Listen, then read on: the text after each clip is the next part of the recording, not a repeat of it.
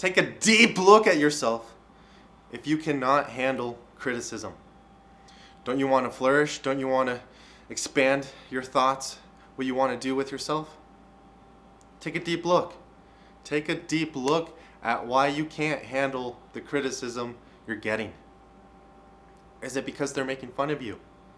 They're trying to be funny because they're being rude about it. Is that it? That could be it for a lot of people. Let's take a deep breath.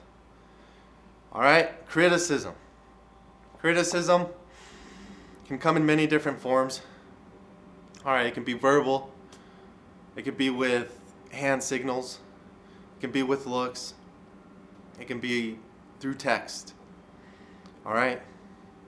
The thing is, what are you going to do with it when you receive it? It can be hate. Criticism is also encompassing hate here in this, okay? We're going to wrap it all up together. Now you're getting hate, you're getting criticism. But it comes in a way where it's hateful. How do you dissect that to try to gain information from it? Well, you need to know your values first. You need to be able to handle a joke, and you need to be able to handle it without lashing out. Because what does that usually lead to? People lashing right back, right? It's feeding into the energy that they want you to fall into, and it's probably putting you a step behind your values, your goals, where you want to be in life, right? Where you're trying to head towards to. So what can you do? You can just walk away, ignore it, sure. You can gain information from it and get closer to your goals from criticism and hate, from people making fun of you too. All right, so let's say someone makes a really funny comment, it gets other people laughing, other people agree. And you're like, dang, that was pretty funny. You know, that was funny. I feel a bit embarrassed at the time or whatever. And that's just, you know, the feelings you get or whatever. You can really then fall into the hole of like, oh, like these people are, you know, saying the truth, 100% the truth, 80% the truth, and I'm starting to doubt myself. I'm starting to doubt myself because of how much truth they are saying. Or you can realize it's a joke. That, hey, they're creative. They're creative people. And it was a creative thing to say, even if it came out of hate. You know, and it took a lot of effort, and it was kind of funny. Even though if it was hateful, all right, you don't have to get offended if it's at you, right? It's your choice to get offended. And maybe they said 5% truth in that hateful thing, in that hateful message, that one thing that's getting the whole group laughing at you. Maybe there's that 3% truth in there. And you wonder, who are my friends?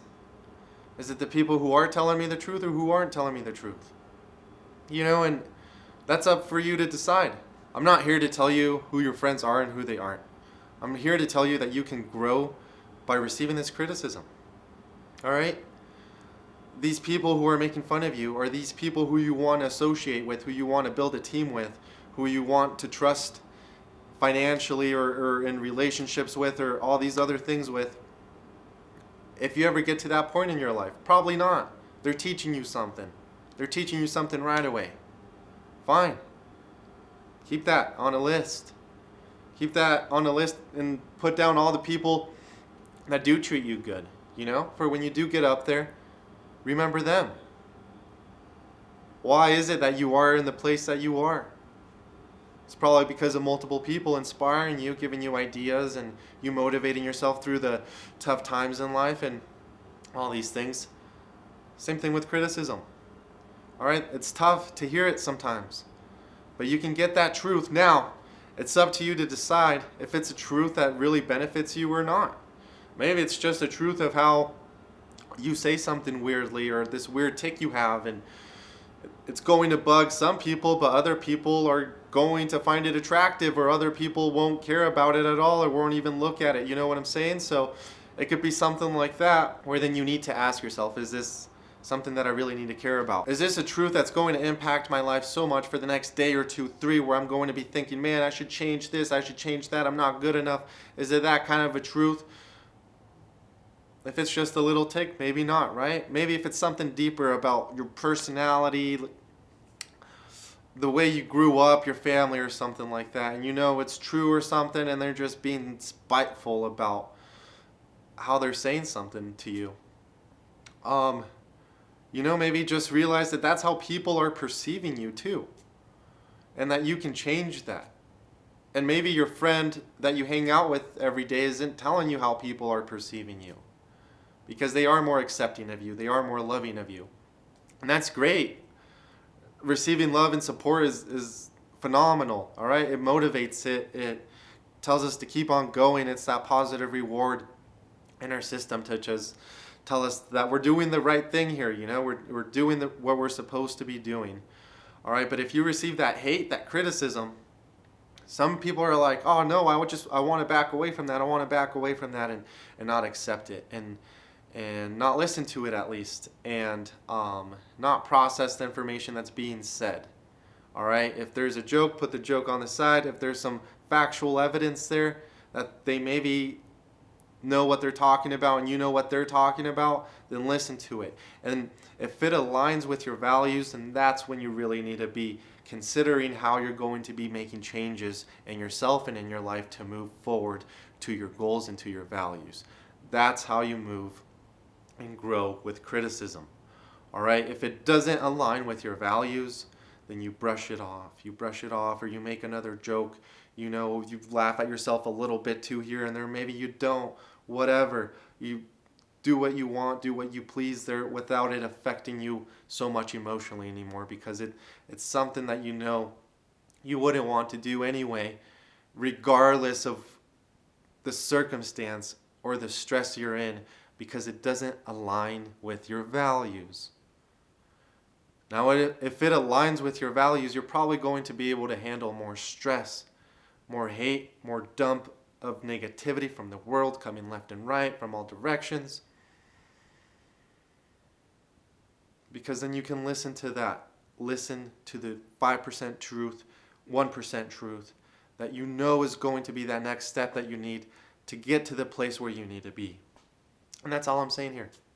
It's just know how to listen and filter out through criticism. Know how to grasp the information you need to the ones that align to your own values. And keep growing. Don't dwell on the things that are just so negative and changing the things that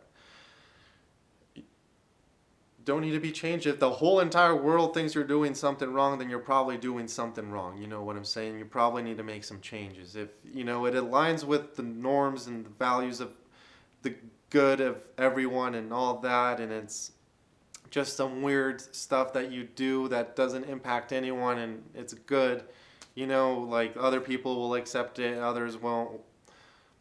That's up to you. That's up to you. Stick to your values.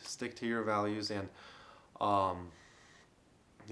just be considerate of everyone, I guess, is, whatever. I know no one's really going to care so much about this part of the video, but just try to be considerate and know that maybe people who are making fun of you have a rough life at home, or just a rough life mentally. All right, lots of demons inside that they can't get control of.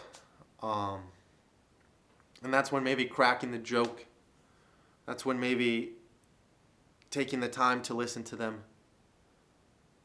will give them hope, and then give them direction towards their values when they're surrounded all this negativity, all this dump.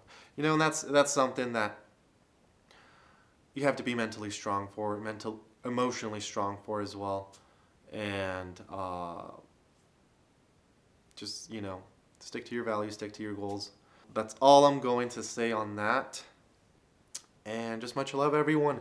Thank you for watching my videos. I'm getting love everywhere and tips everywhere on the improvements that I need to make. Oh, and speaking of the improvements I need to make, it's not over. Part 2, baby. Let's go. This is part 2 right here. The improvement that I need to make is that I need to be sharper with my movements. All right, that wasn't even so sharp right there. That was a little bit sharper, right? Sharper, right? That's what you all want. That's what you all want, right? Is that sharpness. Pop, pop, pop. Woo.